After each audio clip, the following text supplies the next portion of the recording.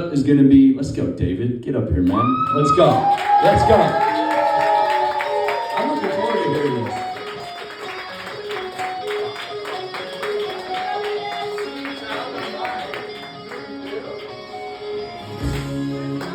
All right, good morning, everyone. How are you guys doing today?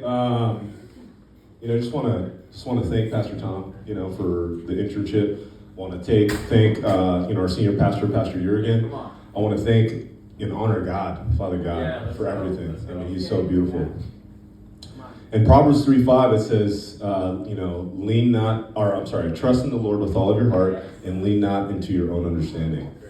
So I had this whole thing that I was going to talk about 2 days ago that I was thinking about preaching about, but God, right? So yesterday during men's prayer, there was an individual that was with me, and he was praying, and I just started to cry with him. I started to weep with him, and he was praying about his wife and how she has a tumor in her brain.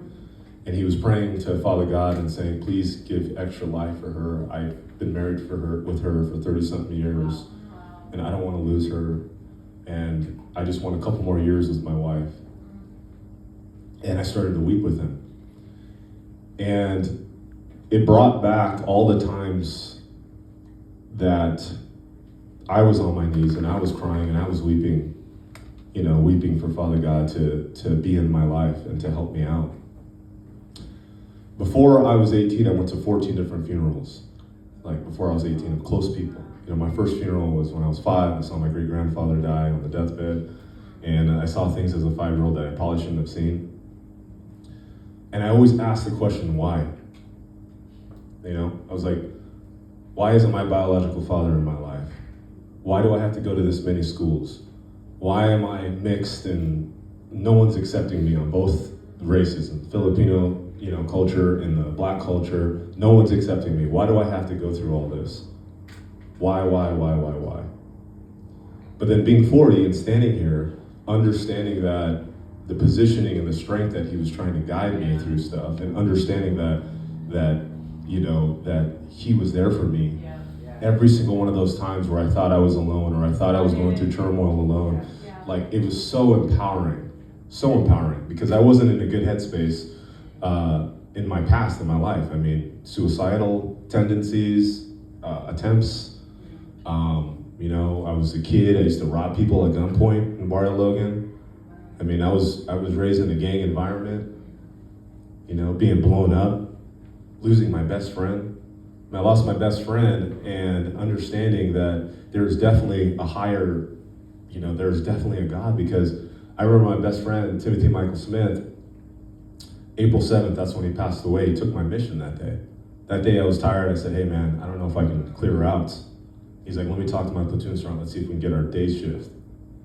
That night, we were sitting at a dinner table, and he said he ate his favorite strawberry shortcake, and he said, this is the last time I'm gonna eat a meal with you guys. I said, what are you talking about? Went out, April 7th, cleared a route, got blown up, got cut in half by an AFP, was laying there and seeing him on the bed with all the blood seeping from his body and him trying to survive.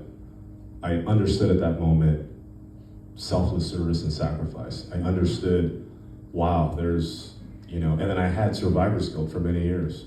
Why did I survive? And why did he die? And so understanding that there is a higher calling for each and every one of us in our life is something that, we all need to understand. We're here for a purpose.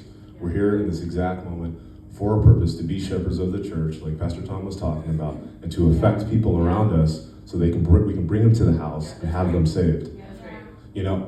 My entire life I had pet spiders. I had tarantulas and whatnot. So this morning in the shower, or last night in the shower, I saw this daddy longlegs walk up to me, and I'm like, dude, you're gonna get wet, you're gonna die. But I knew he wasn't gonna die, right? He looked like he was dead. He was in the shower, he was dead. In the morning, I saw him crawling around over here, once again. Water got on him, he was gonna die, right? He looked like he was gonna die. But it was kind of like a metaphor of how God is with us. the reins on us. We keep doing things that we shouldn't be doing, or doing things that is going to put us in an area where we could potentially die. But we keep coming up and we keep getting strength. And he's like that to guard us from that. But we have to learn from it. We have to push on. We have to give testimonies. We have to share our stuff with other people to raise them up, to bring heaven down so that we can affect them in a greater light. So I thank you guys for listening to the word. I love every single one of you guys.